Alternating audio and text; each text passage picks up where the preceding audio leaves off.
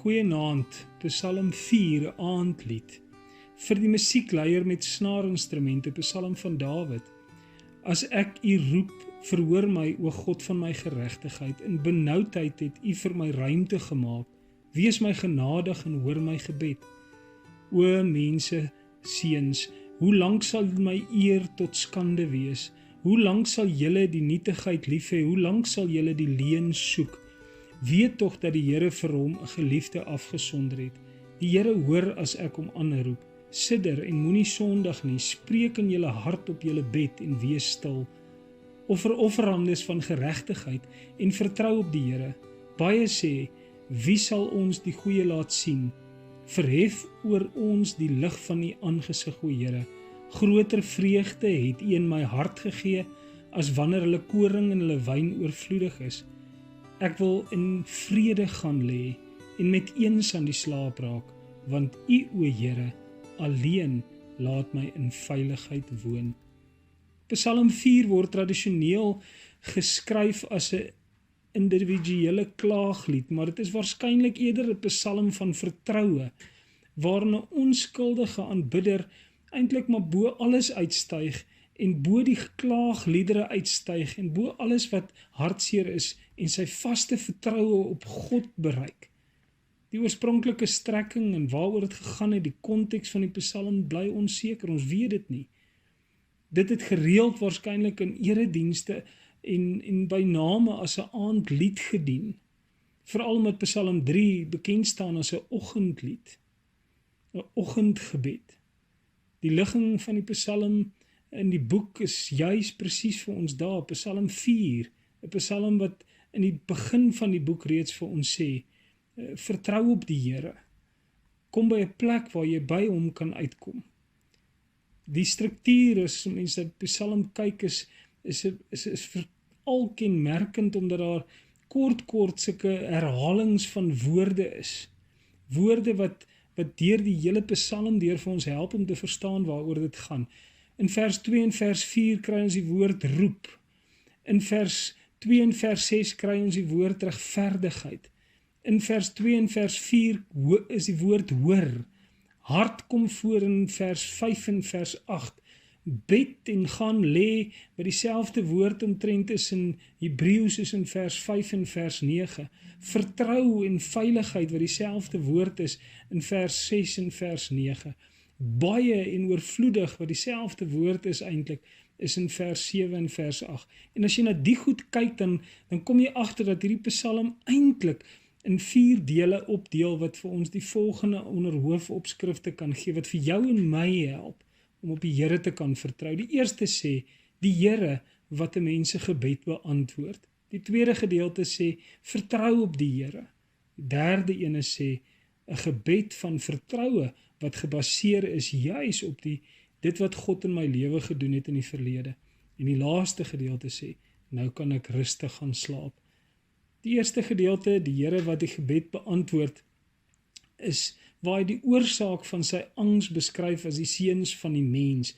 En dis opvallend dat hy hier 'n bietjie sin speel met iets anders. Hierdie is mense van belang of mense van invloed, mense in die wêreld wat dink en wat die mense van iets dink en hulle dink iets van hulle self. Dis anders as net die gewone mense wanneer die woorde die seuns van Adam gebruik word. Hier word gesê die seuns van 'n mens.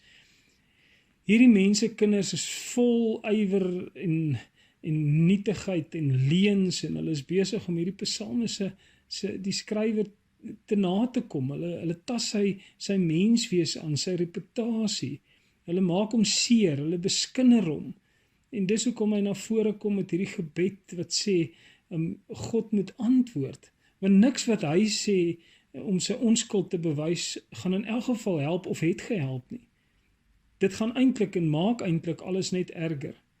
As hy voel dat hy deur sy menslike vyande, wat dit ook al in jou lewe mag wees, vasgevang is en dat hulle onbeperk, dan vra hy dat God sal geregtigheid laat geskied. En daarmee bedoel hy eintlik dat die een wat weet dat hy onskuldig is, vir hom ruimte sal gee om in te kan leef, om hom te bevry van hierdie spanning en hierdie druk waarna hy onderwerp is. Hy versoek die genade van God wat hom van hierdie menslike beskuldiging sal bevry. In moedeloosheid skreeu hy in sy binneste: O mense, kinders, hoe lank sal julle my eer tot skande wees? Hoe lank sal julle my nietigheid lief hê? Hoe lank sal julle die leuen soek? Met ander woorde, hy skree eintlik om te sê, Here, help. En dan is daar woorde wat hy verskriklik gebruik, die mooiste goed wat hy sê, as hy sê, ek is 'n godsvreesende, die een wat God se getroue liefde ervaar het, sowel as die een wat geleer het om daardie liefde aan ander mense te toon. En julle teestanders moet weet dat ek iemand is wat, hierdie man wat julle beskuldig, is iemand vir wie God lief het. En daarom is ek eintlik goddelik. Ek behoort aan hom, ek is sy kind. Eintlik probeer hy om vir hulle iets te sê, maar op die einde van die dag is dit iets wat hy in sy eie hart sê, wat vir hom waar word. Op 'n subtiele manier, wat deur die hele gedig herhaal word, ontdek hy dat hy sy eie vrae begin beantwoord. Hy vra vir sy vyande, waarom gaan julle voort in julle leuns? Weet jy nie dat God na my omsien nie?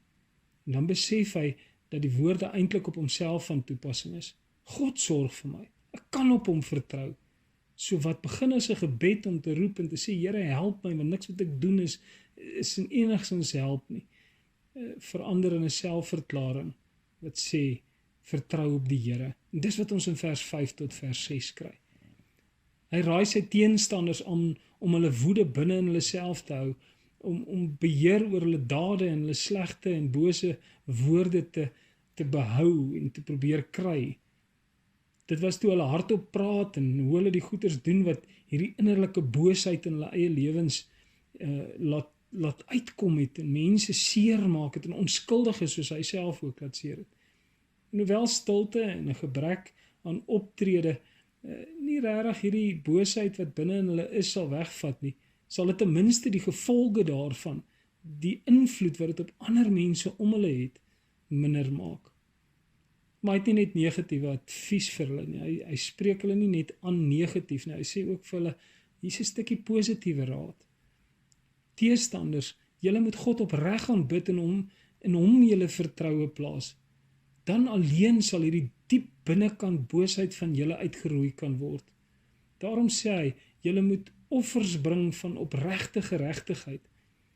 Dis die goed wat verander, nie net 'n ritueel of iets gee of iets doen, maar dis vals nie, want binnekant is julle nie. Die een wie se opofferings gepaard gaan met 'n opregte berou, met ware vertroue, het na 'n goeie verhouding met God teruggekeer. Want God alleen kan geregtigheid vir ons gee. En dan kom hy by die derde gedeelte, waar hy 'n gebed van vertroue kom aanbied, wat gebaseer is op sy eie lewe en dit wat hy gesien het. Die vyande is eg en heeltemal te sigbaar, maar daar is iemand wat regtig kan help. God kan regtig goed doen.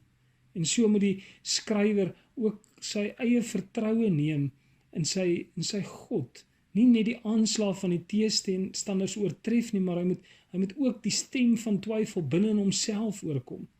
En hy oorkom dit deur 'n eertydse seën, iets wat hy geken het, iets wat hy in Numeri 6 vers 25 en 26 al gehoor het, waar die Here gesê het, en dis so mooi in die ou vertaling, en daarom lees ek hierdie gedig, die Psalm en hierdie deel in die ou vertaling. Die Here sal sy aangesig oor jou laat skyn, en jou genadig wees. Die Here sal sy aangesig oor jou verhef, en aan jou vrede gee. En hy maak 'n kort vorm daarvan, hy som dit amper op, wanneer hy in vers 7 se tweede gedeelte sê, verhef oor ons die lig van die aangesig oor Here. Ek lees dit weer vir u. In Numeri staan daar, die Here sal sy aangesig oor jou laat skyn en jou genadig wees. Die Here sal sy aangesig oor jou verhef, van jou vrede gee. Hy bid, verhef oor ons die lig van die aangesig, o Here. Hy bid vir innerlike vreugde, vir innerlike vrede. Hy bid vir iets wat groter vreugde is as uiterlike vreugde van die wêreld of hierdie vyande. Hierdie suksesvolle oes van koring en druiwe vir nuwe wyn. Vreugde van goed wat vandag daar is en môre weg, wat roes en vergaan en gesteel kan word in Jesus se woorde. vreugde en vrede waarvoor hy bid, is 'n bewustheid van die lig van ons God, die skyn van ons God in ons binnewêreld wat ons lewens verhelder. En daarom sluit hy so mooi af met vers 9. As hy sê in vers 9, ek wil in vrede gaan lê en met eens aan die slaap raak, want U, o Here, alleen laat my in veiligheid woon. Nadat hy sy gebed geopen het met 'n gevoel van las en onderdrukking en swaar en donker, en Here, hoe gaan ek hier uitkom en niks wat ek doen help nie, kan hy nou afsluit met 'n gevoel van vertroue en vrede. Daar's net een God, net een Here. In teenstelling met die vyande wat eintlik nie van belang is nie. Hulle is eintlik niks. Maar waar die beskuldigings van die mense kinders daardie innerlike spanning in hom bring, daardie angs, daardie bang, daardie vrees, en maak dat hy nie kan slaap nie, het die Here daardie sekuriteit, daai veiligheid, daai vertroue by hom kom sit. Nou kan hy rustig slaap. Hy kan in 'n tyd ingaan van rus. Hy kan die rustigheid kan beleef wat net die vrede van God in ons kan bring. Aan die einde het die psalmis, die skrywer, kom hy agter dat hy eintlik beter daaraan toe is as sy teestanders, as sy vyande. Hy het hulle aangeraai om liewer stil te lê op hulle beddens in 'n poging om hierdie boosheid van hulle te beperk. Maar vanaand kan hy op sy bed lê en in vrede slaap, kan hy rus beleef. Dit wat net van God af kan kom. Dit wat in my binnewêreld gebeur. En mag jy vanaand ook in daardie rus gaan slaap. Mag jy daai vrede van God beleef. Ek gaan vanaand nie self bid nie. Oom Henny Koetser het vanmôre hierdie wonderlike gebed in daai stuk wat ons vanmiddag ook op Facebook gelaai het en vanoggend op Bergberig. Het hy afgesluit met so 'n besondere gebed, dat ek graag daai gebed van hom vanaand hier gaan herhaal. Ek gaan dit vir u speel. Mag jy en al jou geliefdes in vrede, die veiligheid, die ongelooflike vertroue wat ons in die Here het, beleef. Amen. Here, ons prys U vanoggend omdat dit altyd goed is om U te prys. Ons nader U in die naam van Jesus Christus, ons verlosser. Dankie vir die voorreg om binnekort weer te begin met eredienste. Ons besef daar sal beperkings wees, maar ons dank U, Here, vir die voorreg om weer as gemeentes bymekaar te kom, om saam U naam groot te maak. Omdat U die gewig van die hele wêreld op U skouers gedra het aan die kruis, glo ons dat U ons verder sal dra in U arms en ons teen U bors sal bewaar. Here, dit voel asof daar skielik lig deurgebreek het in hierdie donker wêreld. Terwyl ons juig oor hierdie ligpunt, bid ons ook vir die wat swaar kry onder finansiële druk, vir die wat eensaam en alleen is en miskien nie eers tuis is nie. Here, bring hulle weer huis toe, want ons verlang soos nooit tevore nie. Die wat werkloos is, Here, ontferm U as Vader oor hulle. Wees ook met die wat geliefdes aan die dood afgestaan het. Wees U self hulle trooster. Herstel en genees ons land en sy mense. Here, ons bid ook vir die personeel by kerke, dat U hulle sal bystaan in hulle beplanning vir die hervatting van dienste. U is ons lig en ons heil. Soos die sonneblom na die son kyk, so hou ons oë op U. U is waardig en U is heilig. U kennis ken geen grense nie. U ondersteun die onderdruktes.